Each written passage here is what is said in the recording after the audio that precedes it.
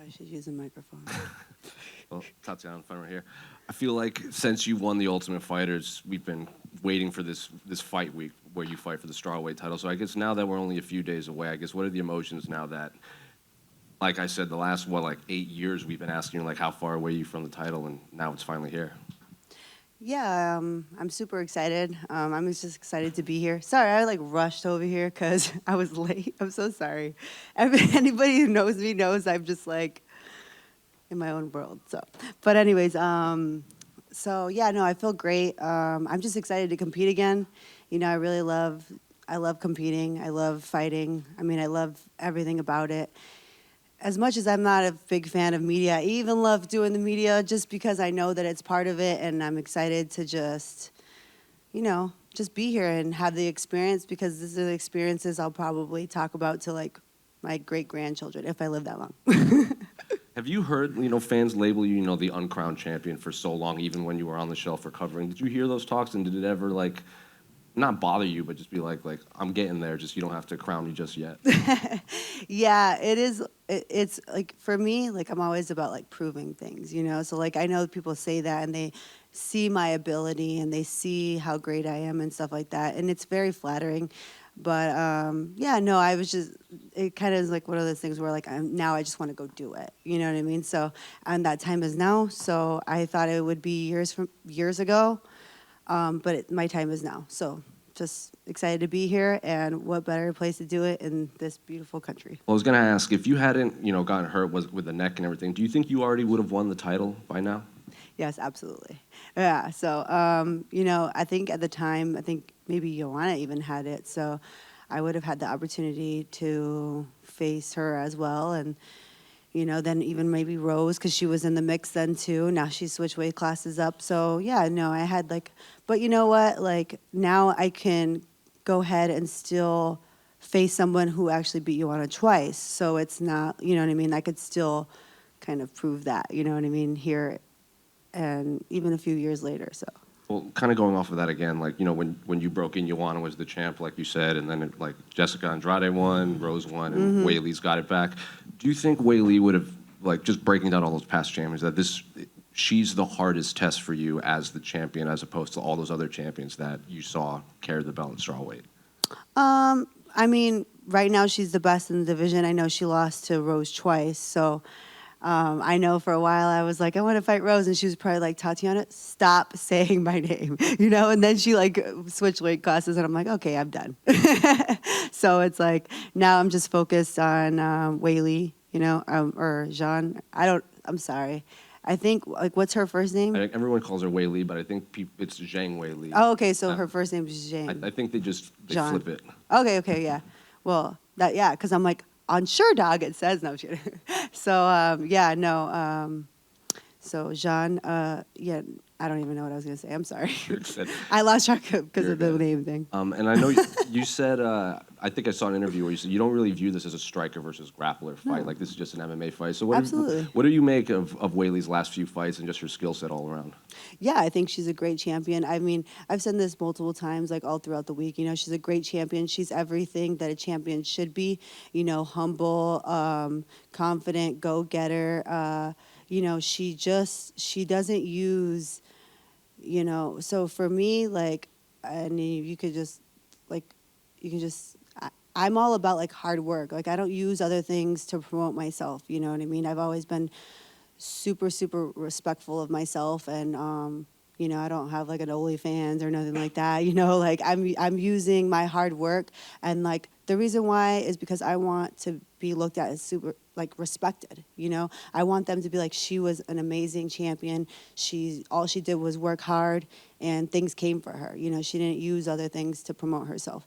So for me, that's really respectful of Weili. That's why I respect her as a champion. When I've seen her, when she was going to fight Jan, I'm like, hey, what's up, champ? But I'm the real champion, and I'm going to prove it Sunday. Just last one for me, going off of that again. I think you used the phrase, like, we don't break, we break people. Mm-hmm. Do you think Weili has that in her? Like, do you think you can break her? Or, you've seen her fight. She's had fight of the year. She's bounced back too. So do you think you can break her in there? Yeah, I mean, I think I could do that to anybody in the world. I think that, like, I'm super relentless. I keep going. I have a really good gas tank, but you know, the thing that separates me from, I think, a lot of people is just, like I said, my relentlessness. And I mean, my wrestling is just second to none. You know, I think that, like, I have a series of attacks that I'm very good at, and once I start flowing, it's very, very hard to stop me. And even in just grappling in general, like, they think that they're safe, and then they're all of a sudden they're in a choke, you know. So that's definitely my best attribute is I've been grappling since I was 3 years old. You know, I've seen that, you know, she had said that she had a lot of experience, but I also have experience in combat sports since I was a really young girl, and I carry those over to now, today. Yeah. Just over here, Tatiana. I'm sorry. Thank you. Sorry.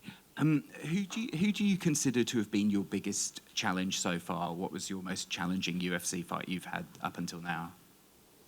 I don't know. I feel like they all have had their challenges. You know, I know that a lot of people are like, well, you make it look really easy, you know? Yeah. And so, yeah, I think, like, for me, I guess I would say probably, like, if you look at on paper, my biggest probably challenge was Nina, you know, because I had a 3-round fight with her. It's one of my only decisions that I have. Like, I only have a few of those. So, yeah, I think that would probably be my biggest challenge. And it was really hard because, you know, I was going through it with you know, a neck injury and stuff. But it kind of sucked because, like, I had been healthy all year, you know, and then the fight was booked, kept going, and it was postponed and postponed. And so I was healthy for an entire year, and then I got hurt like 2 weeks before my fight, and I'm like, what the, you know, that just, like, super, like, unfortunate. But, you know, I got through the fight, I still won, and yeah, so I would say that one probably, just because I was facing other things, and she was a tough opponent too. Right. And in your preparation for this fight and watching footage of her and training for her, does Zhang Weili feel like the biggest challenge you will have faced so far? Yeah, just because of her credentials, you know, like, she has great credentials. She's a hard worker. And, yeah, I mean, I just look forward to going out and competing and facing the biggest challenge that I've had to date. And I think that about every single fight. You know, I think, like, they're the best fighter that I've ever, like, fought. You know, when I was about to fight Alexa Grasso, you know, there was just, like, clips of her, like, freaking, like, slamming people and KOing them and stuff like that. And I'm like, okay, well, we'll see about that. Mm-hmm. Tatiana, just wanted to bring up an interesting fact here. You and Weili are tied for the third most takedowns landed in UFC women's strawweight division history. Now, obviously, Mike Bond's not here, so I have to bring up the stats. What do you? You're what? Mike Bond, he's the stat guy, but he's not here. So he sits in the front, so I've taken his mantle. What do you actually think of her grappling? How would you rate it? I think that she has good grappling, you know. You know, like I said, that's why when he had asked about the striker versus, like, grappler, I don't see it as that. I think she grapples like every single one of her fights. She's grappled except.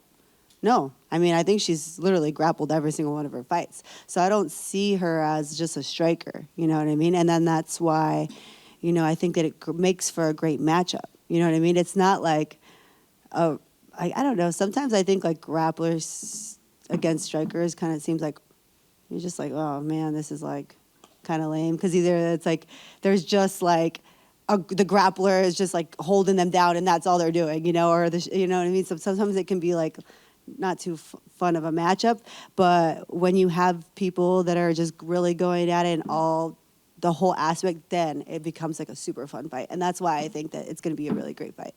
When you see her break down her last fight and talking about that she went away from a game plan a little bit and she sort of had a little bit of a lapse towards the end of the fight, she was able to listen to her coaches. Do you see an opportunity in the mental side of things? Because you've always been someone that's followed a game plan, stuck to it, really focused on what you're going to do, but she's notoriously had some issues in the past, sort of sticking to her own game plans and some issues with sort of staying focused in certain parts of her fights. I mean, I don't really put too much into that stuff. You know, I just kind of go in there, I do my thing. I don't even think of my whatever I'm doing out there as a game plan. I think I literally just go out there and like because I train the way I train, that my instincts just take over. Like I was watching my fight with Andrade, and I remember like going for the guillotine, and I literally felt like maybe somebody else was doing it. Like that's how like I guess you would say like natural it is, because I grapple so much, I do so many rounds that at that point it just becomes like innate, you know, and very natural. So yeah, I don't know, I don't think about like her game plan or my game plan. I just go out there and I go, I'm gonna go win. Yeah. Hey, Tatiana, just over here to your right. I'm right in the back. Apologies. Over here. Oh. How you going? I saw you had a question earlier, but That's all right. No, it's all Yeah, good. yeah. Welcome to Sydney. Thank you. First question that I had is, you know, we've talked a bit about grappling. In a recent interview, you mentioned that you see this fight ending in your favor through a submission. Without giving away your secrets, do you have a specific submission in mind? Or if you don't want to answer that one, what might be your favorite submission to use in a fight? Yeah, I just have an array of submissions. That's why I think that I can get a submission, because I am very good at submissions, and I have a lot of them. You know, different variations of it. As you saw, like even in my Ultimate Fighter, I mean, I did a Darce, and you know, it was kind of a combination of like a Japanese necktie as well. So like I have so many things. Like there's a lot of people that are like, oh yeah, you see women's MMA, you see a lot of like rear naked chokes, you see a lot of arm bars, you see a lot of these submissions, but like I'm a specialist when it comes to choking people out. I mean, I even have like earrings that are guillotines because that's how much I love them, you know? So, but yeah, no, I really, really like, I mean, the reason why I am so good in the front headlock and the reason why my squeeze is so good is because I've been doing it for so long. Even when I was wrestling, you know, I did front headlocks. I did like a lot of pins. Like when I was a young girl, I was like 8 years old, and you know, I did like a gator roll, which now you could turn into an anaconda. But I did it then, and the young boy tapped out, and they're like, does she win? Does she lose? I'm not really sure because it's illegal in wrestling, you know? And they're like, I guess she wins. So, yeah.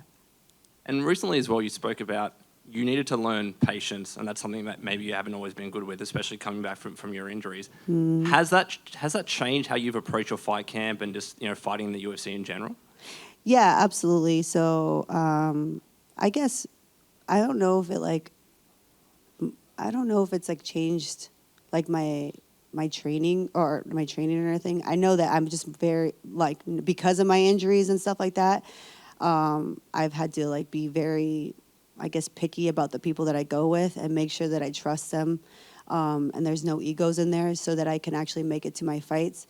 But yeah, patience for me, I think that, you know, the universe always gives you what you need, and I think that that's something that I've had to get better at. And so for me, you know, I guess that's something that they gave me, that the universe says, you really, really need this. Thank you so much. I just wanted to get a prediction for the main event. Who do you think wins that? Yeah, of course, I'm going to have to go with my teammate, Sean Strickland. You know, I think that he won the first fight, so I'm rooting for him. And, you know, I actually have known Sean for like 12 years because we started off at Millennia MMA together. So, you know, me and my fiance watched Sean win his world title from our couch, and we were both super inspired, you know. And now we're going to be watching him in the same arena, and I'm going to also win my world title the same day. Tatiana, this is the farthest you've had to travel for a fight so far in your career. Has accounting for the jet lag and stuff been something you've had to work into your training, and do you think it's going to impact how things go this week? No, I've been here since the 27th, so I accounted for that just in case. You know,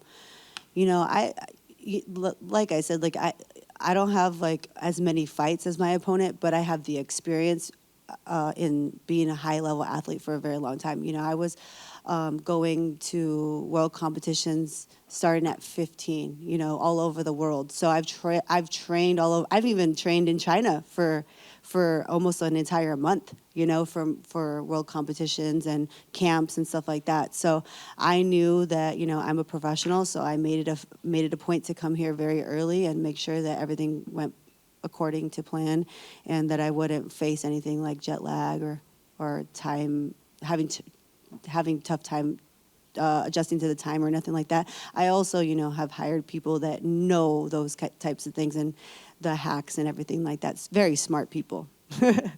Because you've been here for so long now, does that give you a bit of time to do some touristy stuff and enjoy Australia as a tourist? You would think, but we've really just been training, you know. I thought that I would, you know, be able to go ahead and see some things, but we haven't yet.